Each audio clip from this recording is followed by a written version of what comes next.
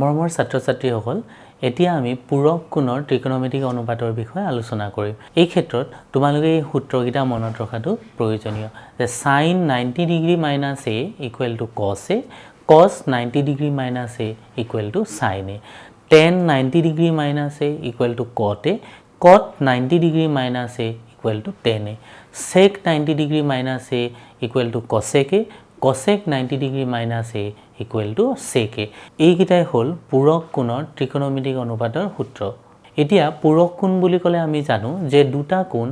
যদি যোগ কৰিলে 90 ডিগ্ৰী হয় তেনেহ'লে সেই কোণ দুটাক পূৰক কোণ বা কমপ্লিমেণ্টাৰী এংগুল বুলি কোৱা হয়। a আৰু b যদি দুটা সূক্ষ্ম কোণ হয়, a প্লাছ b কৰিলে যদি 90 ডিগ্ৰী হয়, a আৰু b দুইটা কোণকে পূৰক কোণ বুলি কোৱা হয়। এতিয়া এই প্ৰশ্নটোলৈ তোমালোকে মন কৰা যে sin 18 degree divided by cos 72 degree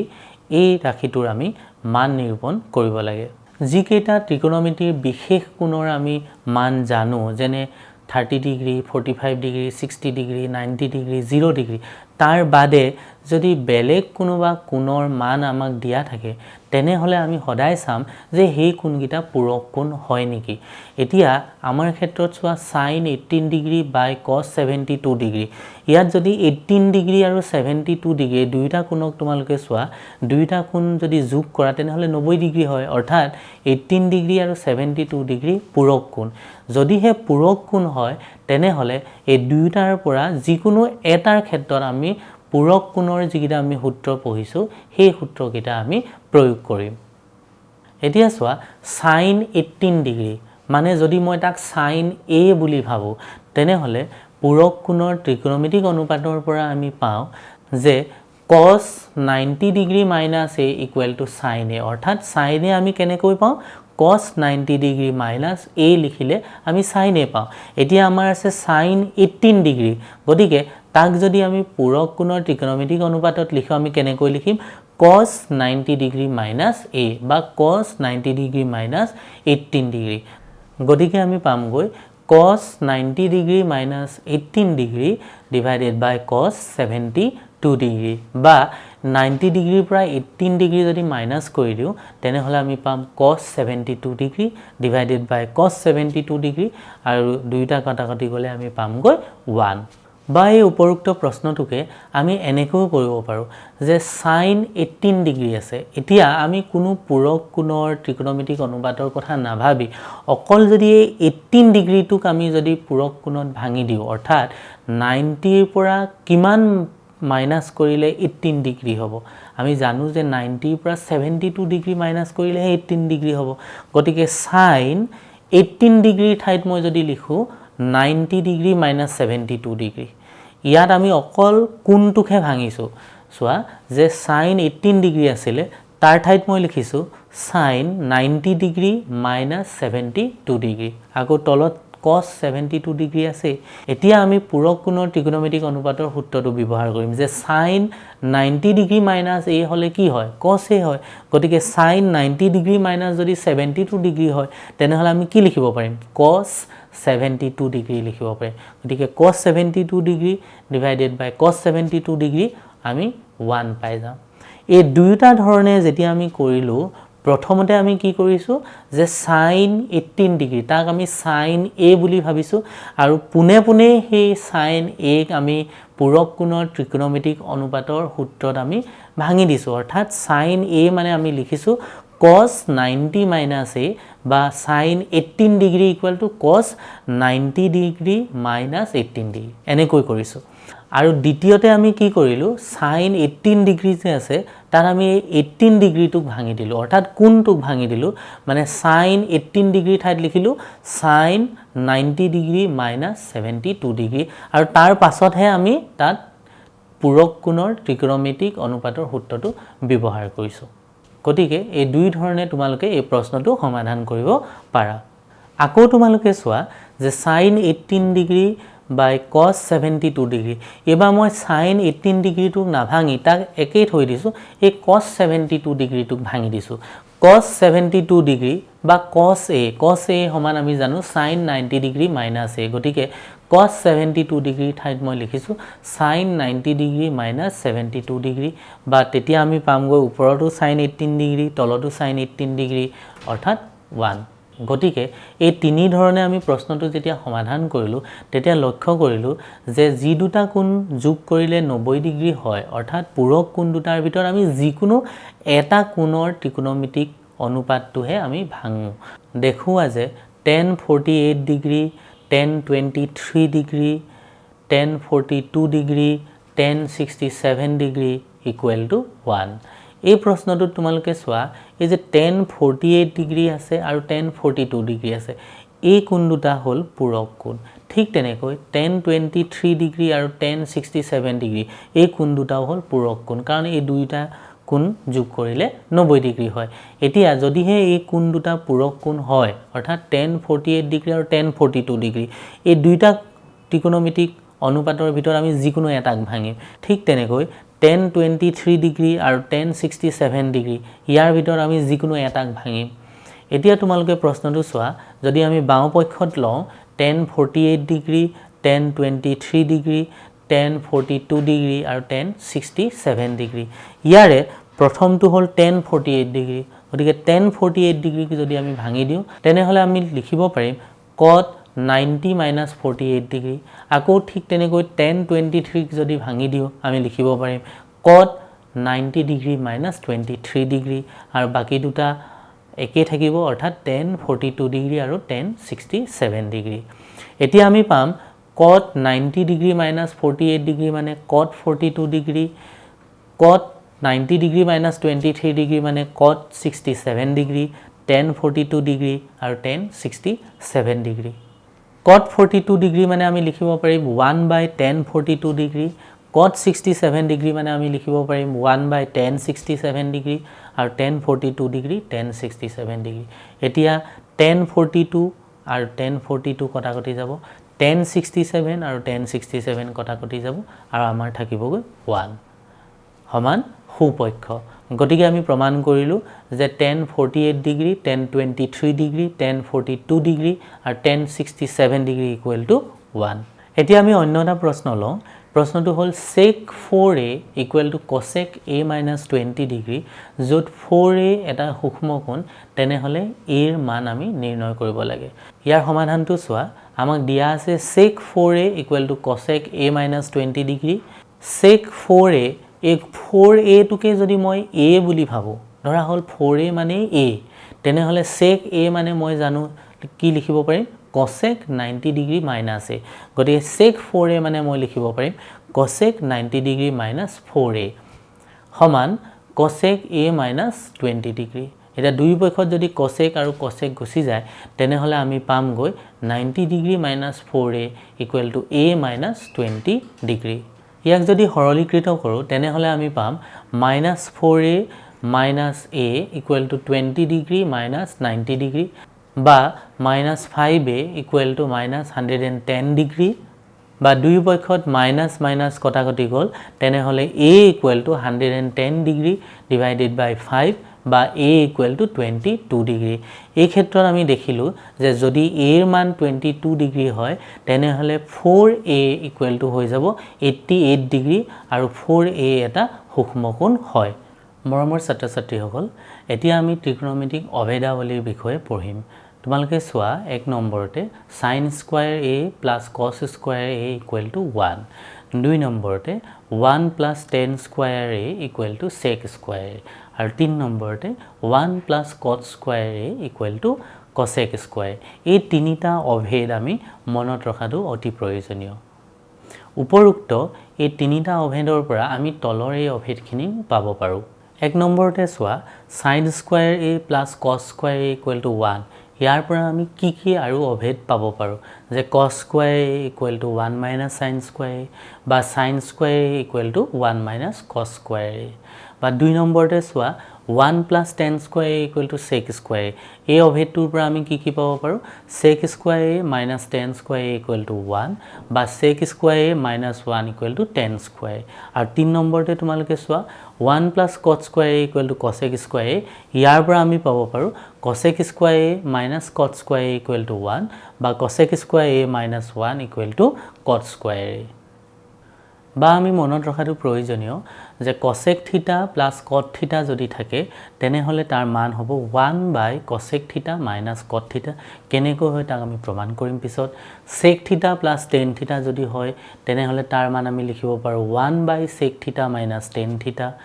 আৰু আমি ইতিমধ্যে পঢ়ি আহিছো যে tan theta equal to sin theta by cos theta আমি লিখিব পাৰো cot theta equal to cos theta by sin theta আমি লিখিব পাৰো বা ইতিমধ্যে আমি পঢ়ি আহিছো sin a equal to 1 by cosec a বা cosec a equal to 1 by sin a tan a equal to 1 by cot a বা cot a equal to 1 by tan a ঠিক তেনেকৈ cos a equal to 1 by sec a বা sec a equal to 1 by cos a গতিকে এই ত্ৰিকোণমিতিক অভেদাৱলীখিনি এই ত্ৰিকোণমিতিক অনুপাতৰ সম্বন্ধখিনি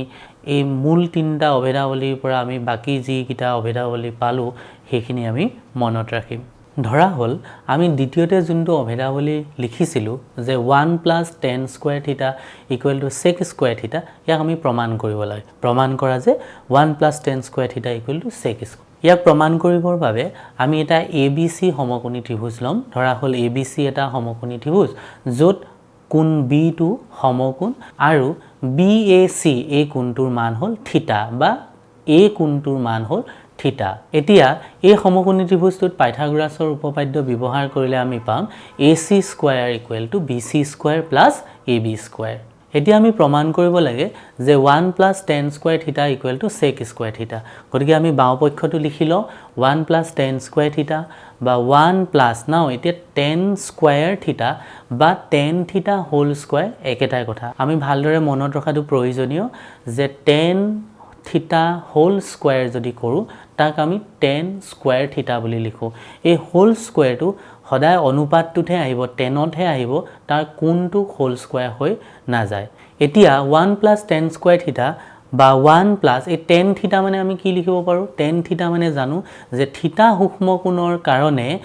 tanৰ মান হ'ব perpendicular by base বা p by b গতিকে থিটা সূক্ষ্ম কোণৰ কাৰণে আমাৰ যেটো সমকোণী ত্ৰিভুজ লৈছো সেই সমকোণী ত্ৰিভুজটোত আমাৰ লম্ব হল BC আৰু ভূমি হল AB গতিকে আমি লিখিম 1 plus BC by AB whole square বা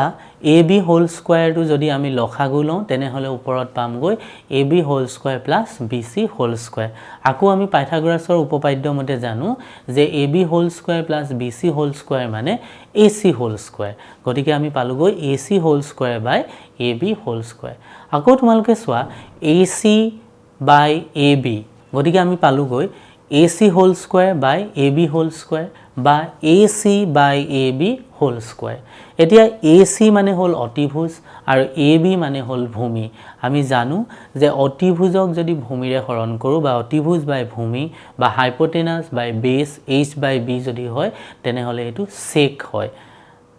তেনেহলে তাৰ ত্ৰিকোণমিতিক অনুপাতটো হল sec গতিকে থিটা কোণৰ সাপেক্ষে যেহেতু আমি কৈ আছো গতিকে আমি AC বাই AB ঠাইত আমি sec থিটা লিখিব পাৰিম গতিকে আমি পাম গৈ sec theta whole square বা sec square theta গতিকে আমাৰ প্ৰমাণ কৰা হল যে 1 plus tan square theta equal to sec square theta ঠিক তেনেকৈ যিকোনো এটা সমকোণী ত্ৰিভুজ লৈ সেই সমকোণী ত্ৰিভুজটোৰ এটা কোণ সূক্ষ্ম কোণক আমি ধৰি লৈ আমি উপৰোক্ত অভেদাৱলীখিনি প্ৰমাণ কৰিব পাৰো এতিয়া আমি এটা প্ৰশ্ন লৈ লওঁ প্ৰশ্নটো হল যে sec a ৰ সহায়ত A কোণৰ মান সকলোবিলাক ত্ৰিকোণমিতিক অনুপাতত লিখিব লাগে আমি কেনেকৈ লিখিম চাও আহাচোন আমি জানো যে cos A equal to 1 by sec A গতিকে আমি চোৱা যে sec A ৰ সহায়ত আমি cos A ৰ মান নিৰ্ণয় কৰিলো অৰ্থাৎ cos A মানে আমি কি লিখিব পাৰো 1 by sec A ইয়াৰ নাম আমি 1 নম্বৰ দিলো আকৌ আমি sin আৰু cos তাৰ মাজত আমি এটা অভেদাৱলী পাইছিলো প্ৰথম অভেদাৱলীটো হল sin square a plus cos square a equal to 1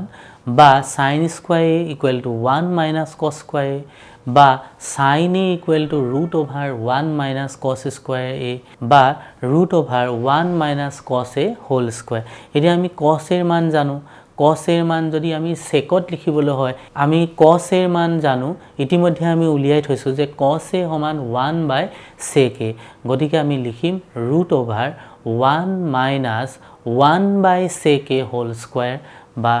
root over 1 minus 1 by sec square a বা root over sec square a minus 1 divided by sec square a এতিয়া এই বৰ্গমূলডাল লব আৰু হৰ দুইটাতে সোমাই যাব ওপৰত হ'বগৈ root over sec square a minus 1 আৰু তলত হ'বগৈ root over sec square a বা root over sec square a মানে হ'ল sec a বৰ্গমূলে বৰ্গই কটাকটি যাব sec a থাকি যাব গতিকে আমি পালোগৈ root over sec square a minus 1 divided by sec a গতিকে sec এর সহায়ত আমি sin a প্রকাশ কৰিলো ইয়াক আমি 2 নম্বৰ দিলো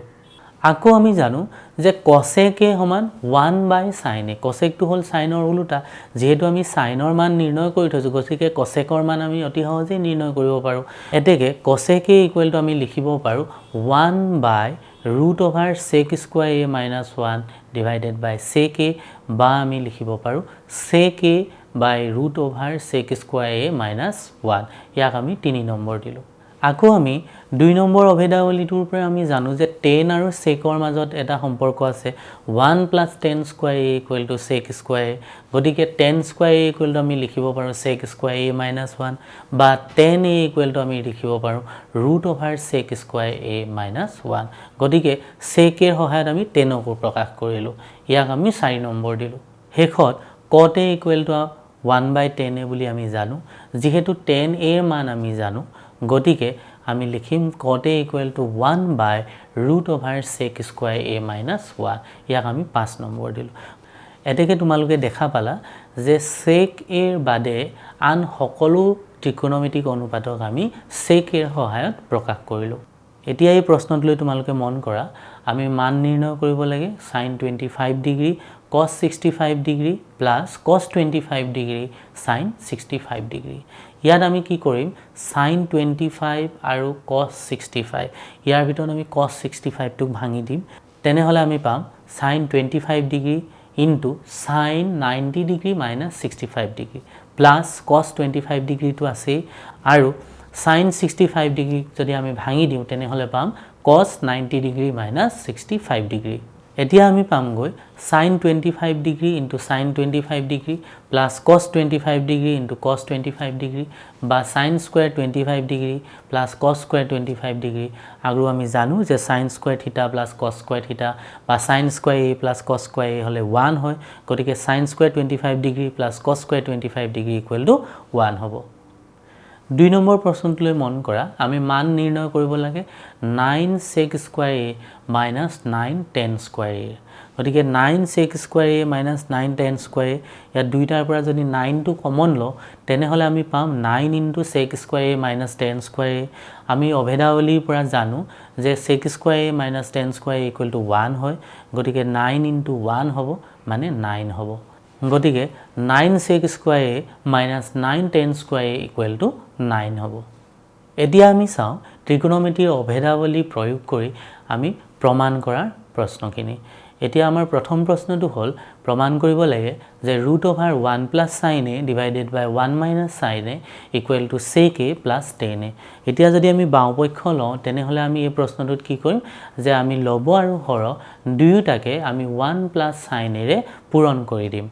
গতিকে আমি পামগৈ root over 1 plus sin a into 1 plus sin a divided by 1 minus sin a into 1 plus sin a বা আমি পামগৈ root over 1 plus sin a whole square divided by 1 square minus sin square অর্থাৎ 1 minus sin a into 1 plus sin a মানে a minus b into a plus b সেই সূত্ৰত যদি আমি ভাঙি দিও আমি পাম a square minus b square বা 1 square minus sin square a বা আমি লিখিব পাৰো root over 1 plus sin a whole square divided by এতিয়া 1 square মানে তো 1 minus sin square মানে আমি জানো cos square গতিকে তলত পালো আমি cos square a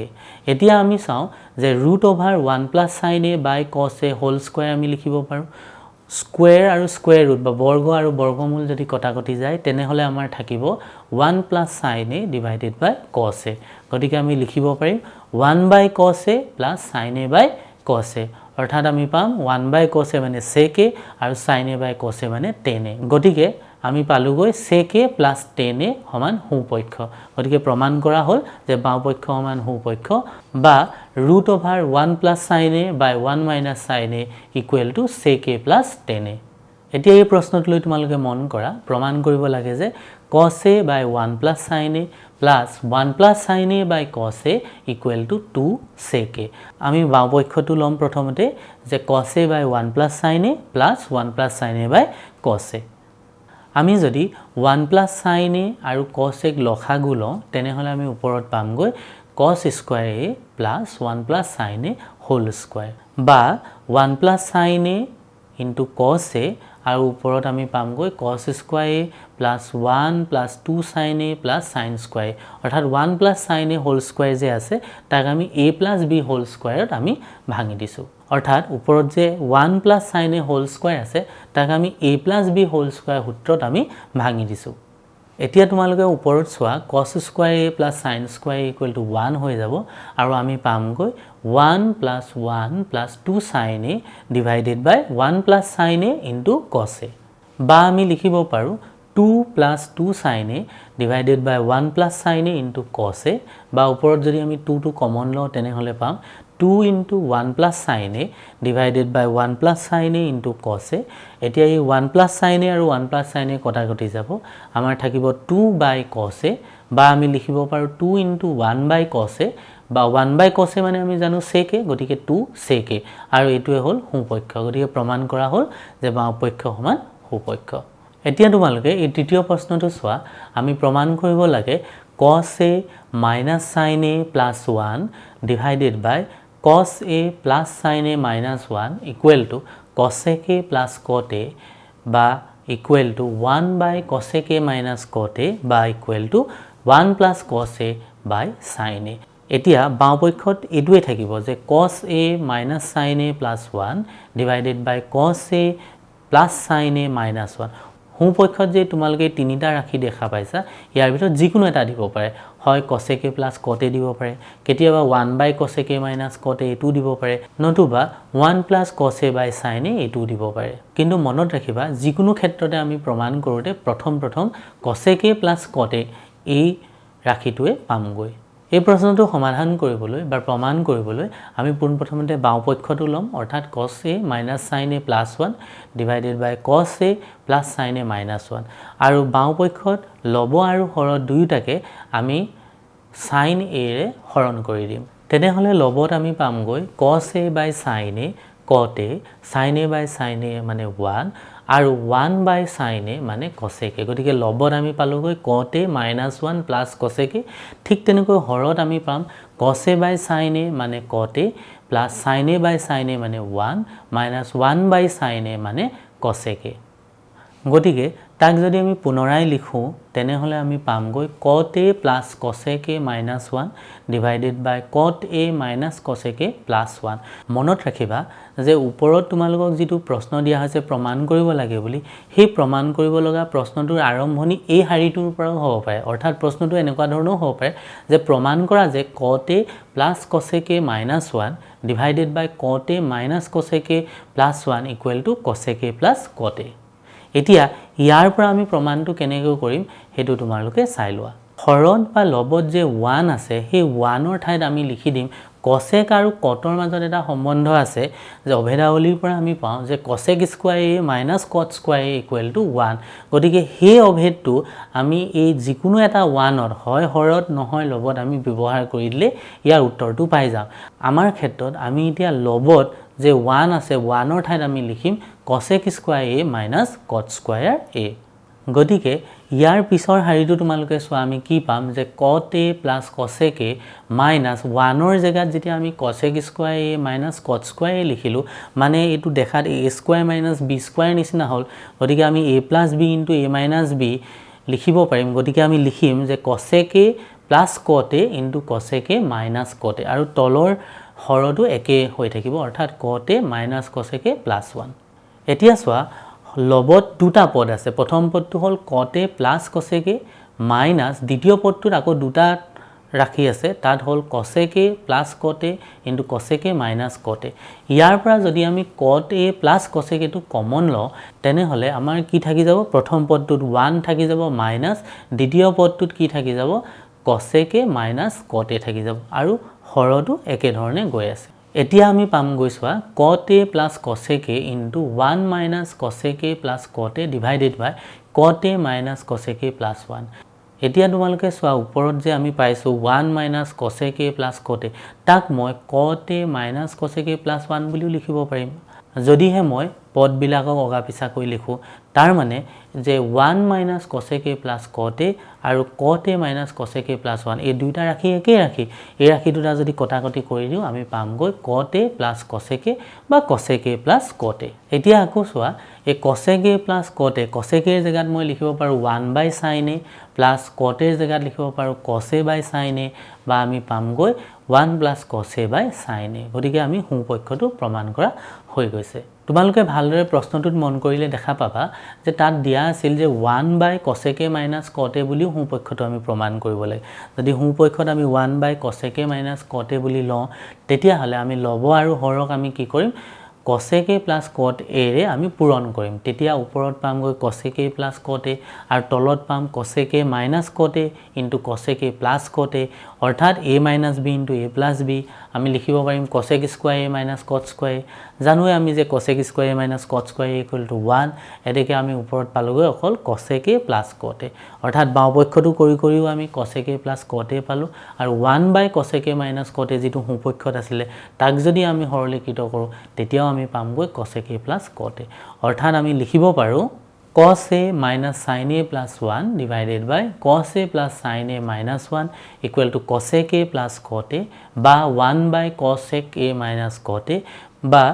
1 plus cos a by sin a মৰমৰ ছাত্ৰ ছাত্ৰীসকল আশা কৰো ত্ৰিকোণমিতিৰ পৰিচয় এই অধ্যায়টোত মই যি পঢ়াইছো তোমালোকে নিশ্চয়কৈ বুজি পাইছা এতিয়া আমি দুটামান চমু প্ৰশ্নৰ উত্তৰ চাই লওঁ প্ৰথম প্ৰশ্নটো হ'ল যদি tan θ = 3/4 হয় তেতিয়া cos square θ - sin square θ ৰ মান হ'ব a 7/25 b 1 c - 7/25 আৰু d 4/25 শুদ্ধ উত্তৰটো হ'ব অপচন A 7/25 কেনেকৈ পাইছো আমি চাই লও দিয়া আছে tan θ = 3/4 আমি জানো tan θ মানে p/b অৰ্থাৎ p/b = 3/4 = k বুলি আমি ধৰি লওঁ তেনে হলে p = 3k আৰু b = 4k p আৰু b জানো আমি h না জানো অৰ্থাৎ হাইপোটেনাসটো না জানো তেনে হলে h = হ'ব √p² + b² বা √3k whole square plus 4k whole square এটুক আমি সৰলীকৃত কৰিলে পাম h = 5k এতিয়া cos square θ minus sin square θ equal to base by hypotenuse অৰ্থাৎ b by h বা 4k by 5k whole square minus sin square θ বা sin θ whole square বা p by h whole square বা আমি লিখিব পাৰো 3k by 5k whole square ইয়াত k খিনি আমি কাটিও দিব পাৰো বা না কাটিলেও আমি সৰলীকৃত কৰিলে পাম 16k square divided by 25k square minus 9k square by 25k square বা 7k square by 25k square k square কাটাকাটি গল আমি পালো 7/25 দ্বিতীয় প্ৰশ্নটো চোৱা cos cube 20 degree minus cos cube 70 degree divided by sin cube 70 degree minus sin cube 20 degree মান হ'ব a 1/2 b 1/√2 c 1 আৰু d 2 ইয়াত শুদ্ধ উত্তৰটো হ'ব অপচন c 1 ইয়াৰ মানটো আমি কেনেকৈ নিৰূপণ কৰিছো চোৱা cos cube 20 degree minus cos cube 70 degree by sin cube 70 degree minus sin cube 20 degree ইয়াৰ আমি ওপৰৰ দুটা ত্ৰিকোণমিতিক অনুপাতকে পূৰক কোণৰ ত্ৰিকোণমিতিক অনুপাতত ভাঙি দিছো অৰ্থাৎ cos cube 20 degree জেগাত লিখিছো sin cube 90 minus 20 degree minus cos cube 70 degree জেগাত লিখিছো sin cube 90 minus 70 degree অৰ্থাৎ আমি পাম গৈ sin cube 70 degree minus sin cube 20 degree আৰু তলটো হেতুৱে আছে sin cube 70 degree minus sin cube 20 degree গতিকে লব আৰু হৰ কটাকটি কৈ আমি পালো 1 তৃতীয় প্ৰশ্নটো চোৱা যদি tan square 45 degree minus cos square 30 degree equal to x into sin 45 degree into cos 45 degree হয় তেন্তে x ৰ মান হ'ব a 2 b minus 2 c minus 1/2 আৰু d 1/2 ইয়াত শুদ্ধ উত্তৰটো হ'ব d 1/2 কেনেকৈ পাইছো আমি চোৱা tan square 45 degree minus cos square 30 degree equal to x into sin 45 degree into cos 45 degree tan 45 ডিগ্ৰীৰ মান 1 আমি জানো 1 whole square minus cos square 30 degree অৰ্থাৎ cos 30 degree whole square cos 30 ডিগ্ৰীৰ মান জানো √3/2 গতিকে √3/2 whole square equal to x into sin 45 degree আৰু cos 45 ডিগ্ৰীৰ মান 1/√2 গতিকে x ইনটু 1/√2 ইনটু 1/√2 ইয়াক সৰলীকৃত কৰিলে আমি x ইকুৱেল টু 1/2 পাই যাম চতুৰ্থ প্ৰশ্নটো তোমালোকে চোৱা √1 plus cos θ divided by 1 minus cos θ ৰ মান হ'ব option A cot θ minus cosec θ option B cosec θ plus cot θ option C cosec square θ plus cot square θ option D cot θ plus cosec θ whole square এই ক্ষেত্ৰত শুদ্ধ উত্তৰটো হ'ব option B cosec θ plus cot θ এই প্ৰশ্নটোৰ ক্ষেত্ৰত নিশ্চয়কৈ তোমালোকৰ মনত পৰিছে যে আমি এটা প্ৰশ্ন ইতিমধ্যে সমাধান কৰিছো যে √1 plus sin θ divided by 1 minus sin θ হলে আমি প্ৰমাণ কৰি দেখাইছো যে তাৰ মান হয় sec θ plus tan θ ঠিক একে ধৰণে এই প্ৰশ্নটো আমি কৰিব লাগে যে √1 plus cos θ divided by 1 minus cos θ থাকিলে আমি কি কৰিম লব আৰু হৰ দুইটাকে আমি 1 plus cos θ ৰে আমি পূৰণ কৰিম অৰ্থাৎ হৰত যেটো থাকে যে 1 minus cos θ যদি থাকে আমি লব আৰু হৰক 1 plus cos θ আমি আসলতে পূৰণ কৰো যদি হৰত 1 plus cos θ থাকিলে হেতেন তেতিয়া হলে আমি লব আৰু হৰ দুইটাকে 1 minus cos θ ৰে পূৰণ কৰিলো হেতেন আৰু ঠিক একে ধৰণে যদি আমি কৰি যাও তেনে হলে আমি হেখত পামগৈ ইয়াৰ উত্তৰটো হ'ব cosec θ plus cot θ 5 নম্বৰ প্ৰশ্নটো তোমালোকে চোৱা যে sin θ minus 2 sin cube θ divided by 2 cos cube θ minus cos θ ৰ মান হ'ব a sin θ b cos θ c tan θ d cot θ এই ক্ষেত্ৰত শুদ্ধ উত্তৰটো হ'ব অপচন c tan θ আৰু আমি ইয়াক কেনেকৈ কৰিছো চোৱা যে sin θ minus 2 sin cube θ divided by 2 cos cube θ minus cos θ আছে ইয়াত আমি ওপৰত sin θ যদি কমন লও তেনে হলে পাম 1 minus 2 sin square θ আৰু তলত যদি cos θ কমন লও তেনে হলে আমি পাম 2 cos square θ minus 1 এতিয়া ওপৰত আমি 1 ৰ ঠাইত আমি লিখি দিছো sin square θ plus cos square θ ঠিক তেনেকৈ তলতো আমি 1 ৰ ঠাইত লিখি দিছো sin square θ plus cos square θ তেতিয়া আমি পামগৈ ওপৰত sin θ into sin square θ plus cos square θ minus 2 sin square θ তলত পামগৈ cos θ into 2 cos square θ minus sin square θ minus cos square θ বা ওপৰত আমি পামগৈ sin θ into cos square θ minus sin square θ আৰু তলত পামগৈ cos θ into cos square θ minus sin square θ cos square θ minus sin square θ এই দুইটা পদ একে এই কটাকটি গল আৰু আমাৰ থাকিব sin θ by cos θ মানে tan θ